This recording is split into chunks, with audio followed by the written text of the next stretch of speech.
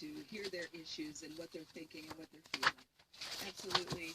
I have built my career based on bringing folks together to lift everyone up. That's what I've done from day one. In fact, I just introduced my prosperity plan that would bring much needed capital, access to capital to small businesses and minority communities, because our country has failed in that area. That's one way we can help. We can also make sure that we protect school choice. The Democrats would overturn school choice, trapping children, their destiny for education within their zip code. I'm fighting to make sure that we fund school choice and support kids to live their dream, to have that education. But I'm also making sure we keep taxes low. The taxes, the Jobs Act that Raphael Warnock would overturn would raise taxes on single moms making $39,000 with 2 kids. Their taxes would go up 20%. That's not a way to help hardworking families here in Georgia succeed. You know what? I only listened to this once. I never actually missed anything. She says that radical liberal Raphael Warnock would actually team up with Nancy Pelosi and Chuck Schumer to completely hike up tax burdens shared by everyday Georgian, especially the single mother, who would only earn $39,000 per year. She would experience a 20 percentile tax surge because he would adopt so many reckless policies like the Green New Deal, which would eventually be a job killer in the state of Georgia because many of the factories are being closed down, and this would only benefit those small states or big states along the coast. They would live out this southern area. So decent, hard-working Georgian would likely to face a serious decrease in their income, and they would only be left with the greater burdens. This Green New Deal would actually dump more of a $2,000 tax burden on almost each and every family. If you ever actually calculate the actual increase of burden of $75,000 in the name of Green New Deal, as I've already actually mentioned, the tax burden that would be severely intensified. And in addition to that, the educational opportunity will be definitely lessened because the Democrats are for this zip code-based school distribution. That means the children in the zone would have no choice but to accept the selected schools. That means they would have a tendency to experience much more chances of having their poverty handed down from generation to generation. Again, she said that she works really hard. She pays off her tuition by working as a waitress, starting from high school to college. She knows how to actually fill out the time cards. Even when she was just 11-year-old, she actually knew the difficulty. She actually worked diligently while she was a full-time student at college. She was the first who graduated from college in her family. She spent most of the times on the farm when she was young, because she was born on farm. She worked in the field, so she knew the very decency of the sweat. She would have never downplayed the hardworking family's values because she has been there. She knows what it is like to pick up a paycheck and barely get by at the end of the month. She actually, knows the burden of living paycheck to paycheck. This is a difficulty. Very limited, tight budget with the occasional cash strain. This would be the face of everyday life. And in addition to that, the educational opportunities are not being equally presented to all different students living in the state of Georgia. Because Democrats, from her perspective, would like to limit students' choices for picking out the right school for them. This type of zip code-based zonal restriction would significantly deprive children of attending right schools for them. Then this would lock children in the zone they were born in. And this would be a continuation of poverty because they would never grow out of the environment they were born in. She wants to actually tackle this issue. She wants to. She just actually launched the prosperity plan, which would actually avail the easy cash in for any type of enterprises. The small business owners would easily take loans. They would never actually be rejected once they need to have a quick cash flux that would eventually prop up the economy of its own entity. Any entrepreneurial triers as a small employer would not be threatened, so hard-working efforts would not be collapsed easily. So she just really wants to adopt the communal credit loan system, availing liquidity for small businesses. And the reason for the stability and the sustainability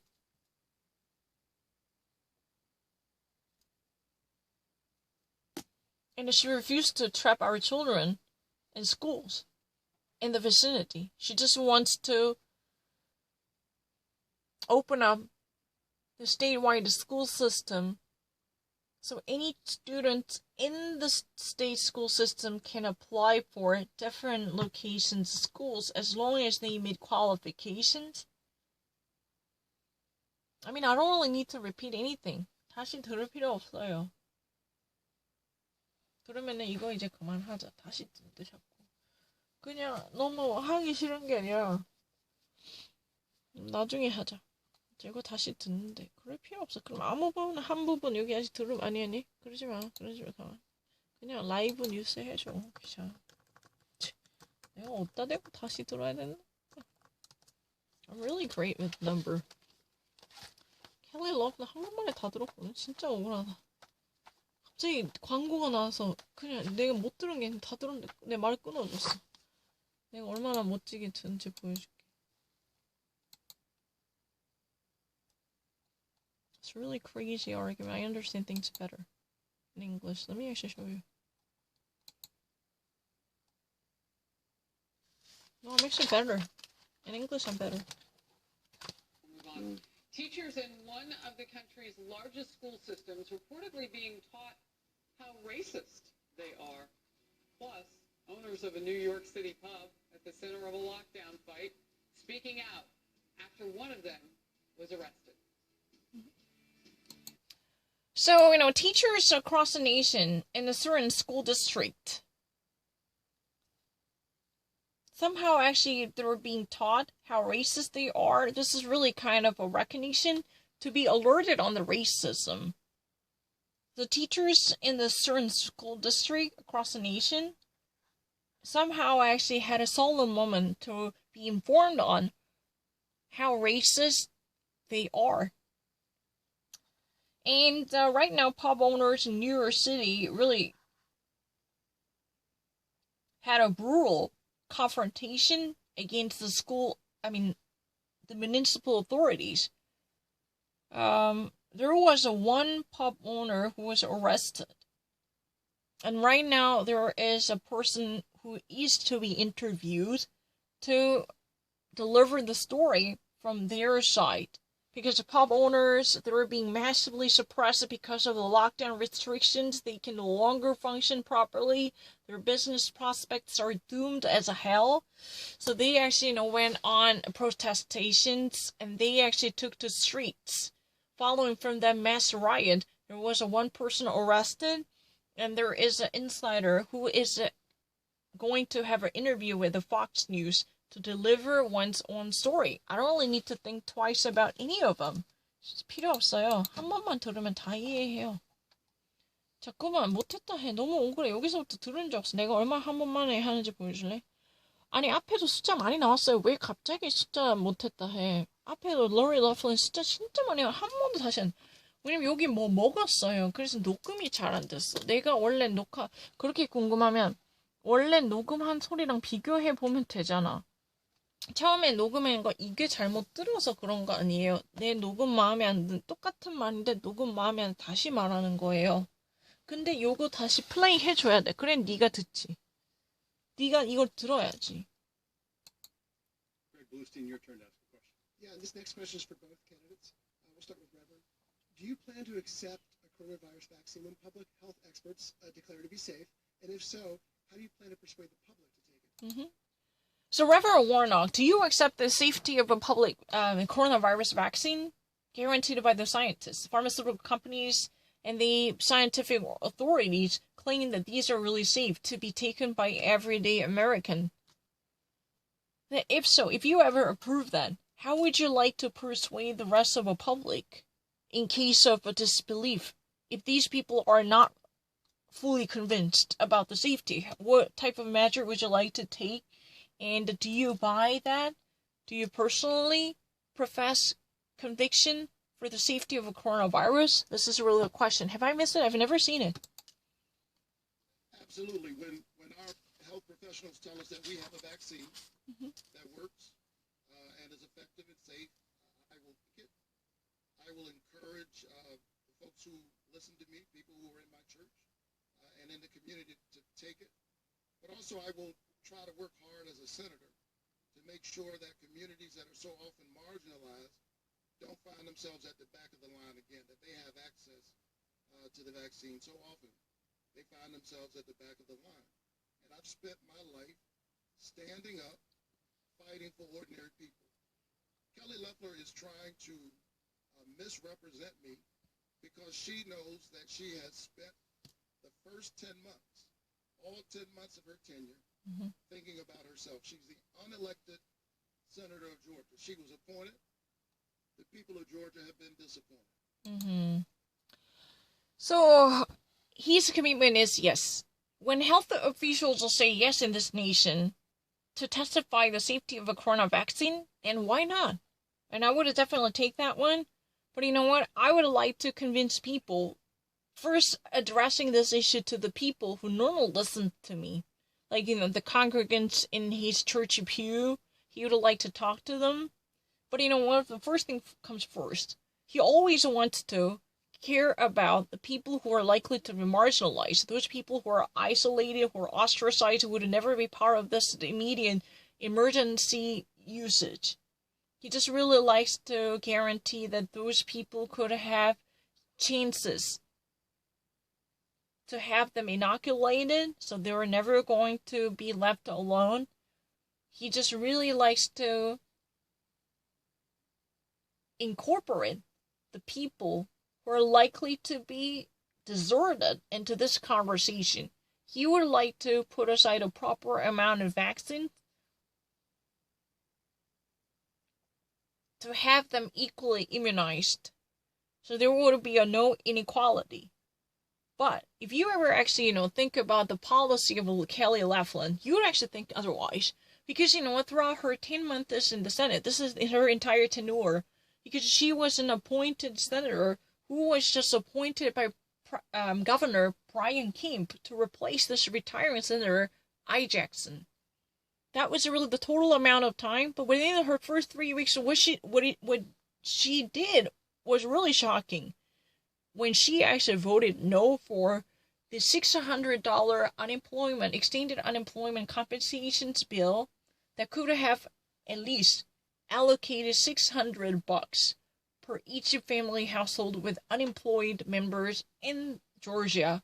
She rejected it, but meanwhile, in the back doors, she actually she's dumped off. It means she traded off millions of her shares simply to enrich her personal wealth, because she was afraid of having her stocks devalued. She was afraid of her stocks trashed. That was really the reason she decided to come out and quickly remove them. She actually burned them before it would actually naturally turn into ashes. That type of a quick removal. That was really a sell-off. Why was she in need of doing that? She was afraid of the mass devaluation that would depreciate the entirety of shares she possesses.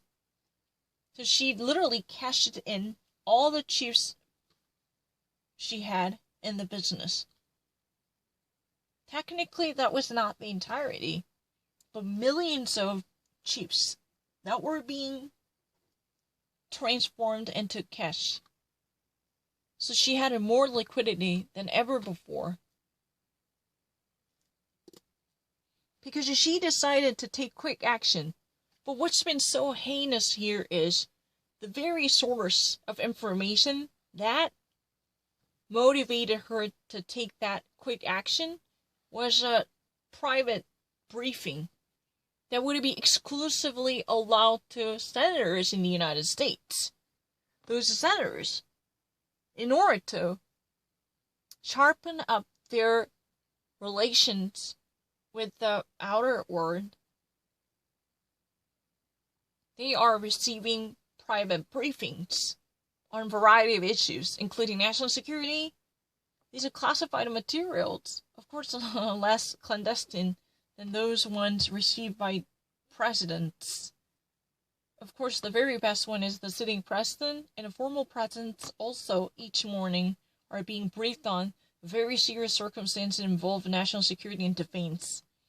But senators also equally receive a similar type of information, varying from status to status for sure. But she actually capitalized on that type of information to make early decision, which you would observe the shock from the corona pandemic crisis that shattered the economic market throughout the globe. Across the globe, in the very beginning of the corona crisis, there was a massive disorder shaking up the entirety of the market. No, I was not being confused. I'm not really a robot. Oh, that's so ridiculous. My English is really great, right? And they're looking for somebody who will stand up for ordinary people. Mm-hmm. I've spent my life doing that as a citizen, and I'll do it as a U.S. Senator. Mm-hmm. So he wants to stand up for the rest of ordinary people. Think about it. Kelly Loefflin, she was not elected. She was an appointed senator. Throughout her time in the Senate, all she did was, what she used to do. Thinking about her private interests, thinking about what would be best for her. That was all the reason she literally even took advantage of this privilege that was supposed to be used on behalf of the people she normally serves. But she made money out of the secretive information that was supposed to be employed for the greater well-being of the people in the state of Georgia. That type of a parochial obsession with the private goods and possessions speaks for her readiness and qualification as a U.S. Senator. We do not really need that kind of person. Finally, people in Georgia would be coming to terms with this type of reality. So they will make the right decision on January 5th. Because Reverend Warnock would not be occupied with what's best for him. First, he would like to talk to his church members or any Christian followers who would be skeptical of the safety of a vaccine by lecturing on them. Because there's so many authentic and trustworthy scientists in our nation, they actually prove the safety and the security. Then why not join us? Let's try to actually, have this shot in order to guarantee the public safety. Have a jab and keep the community safe. This type of a slogan would be there to instill good ideas into the mindset of people. Then, the second one is very important. We need to think about the marginalized people. In this coronavirus pandemic, rationing and prioritization is all about the severity of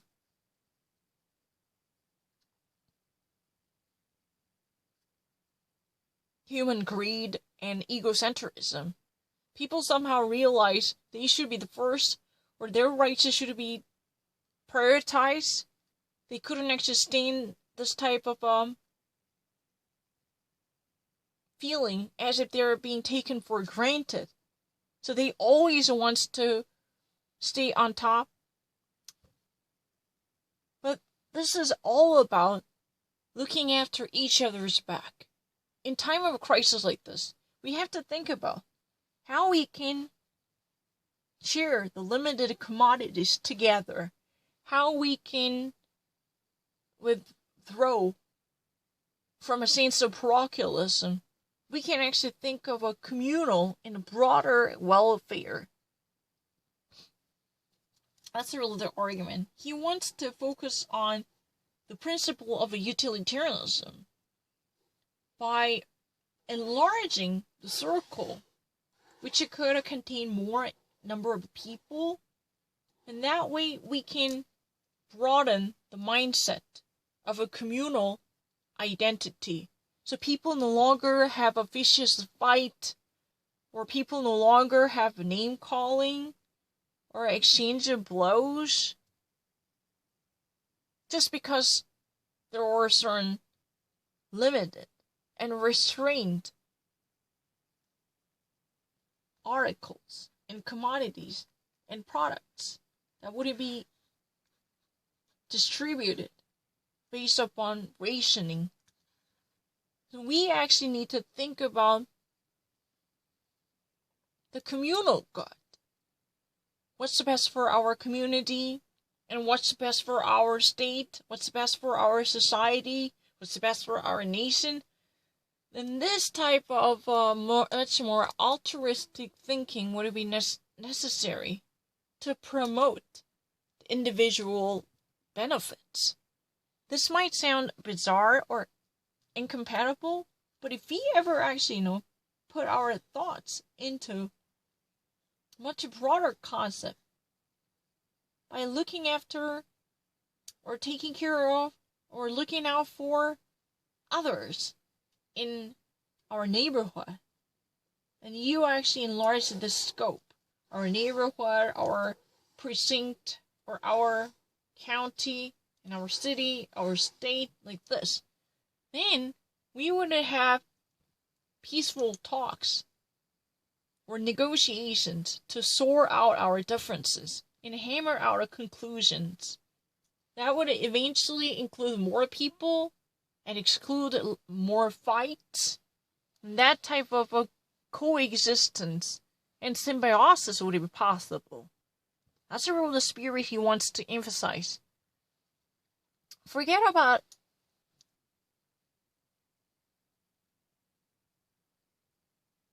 making more money or piling up goods that might just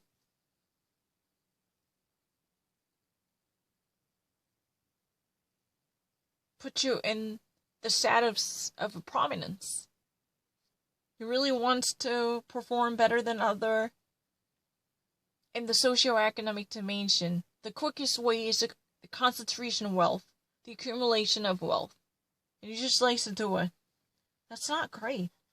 Because in the end, there should be a communal discussion. The coronavirus is really the mayhem that reveals the ugly face of humanity. But eventually, the initial monstrosity was sublimated into a positive humanity.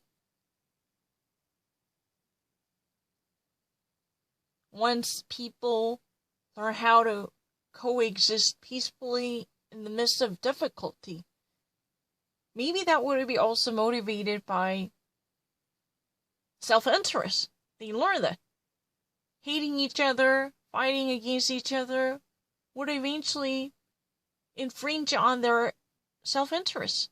That would eat off their own wealth or energy. They decide to find a peaceful venue. They learn that would be much more interest promoting. Maybe that's really the reason. There would be ultimate motive why people, maybe that's really the idea of Thomas Hobbes, right? The social contract would eventually bring about the greater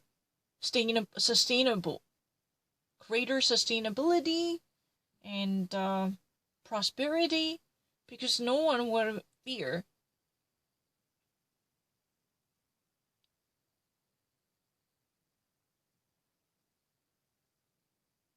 The collapse of the system they built. But this is a really different issue. I just really don't want to talk about the Hobbesian disorder, but I just want to deliver this message. But anyway, he just really wants to draw a stark parallels between his way of living and Kelly Laughlin's, right? They had a very different life philosophy, according to him. You have 30 seconds to respond to that before Greg asks this question of you. You know, I have spent every single day working for Georgians. I'm 100% about Georgia. That was my calling to public service. I was blessed to live the American dream, and I want Georgians to live theirs. I was a job creator right here in Georgia. I'm the only person in this race that knows how to help Georgians. I've created jobs. He's never created a job in his life. But yet he's advocated for high taxes that would crush small businesses and families seeking that opportunity. He would take away school choice for kids who want to have that leg up. And he would play politics just as Nancy Pelosi and Chuck Schumer have done, holding up relief for political reasons, and I think that's completely wrong. Mm-hmm. She believes that he is really an agent of a radical change. He was no different than Nancy Pelosi and Chuck Schumer, who would like to play politics, even taking the relief program hostage. Think about it.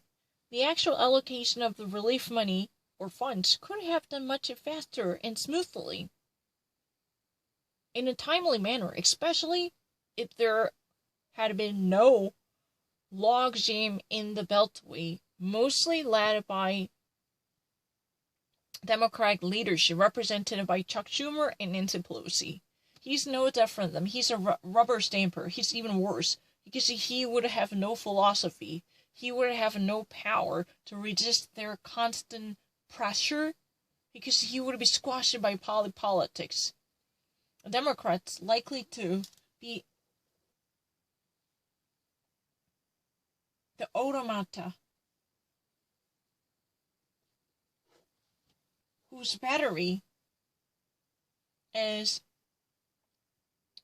the liberal business tycoons like George Soros, whose investment money would be used to empower the majority of activists with the radical liberal bullets. So they would scout more people and to fund the causes they believe in with an eye to radicalizing entire society in the United States. They just simply wanted to bring about a change while disguising the true identity of them. But Reverend Raphael Warnock would be just one component, like cog in the wheel, who would be played by the system. Don't believe that he would actually be the voters' delegate. He would, once he places himself in the system, he has no wiggle room. Because his hands are tied, he should actually, be bound by the mission statement. That's really it. I can be autonomous representative who would never rob your children of school choice. Since you were actually born from this zip code, that would never drain your potential by locking you in that same school zone. You can grow out of that zonal system.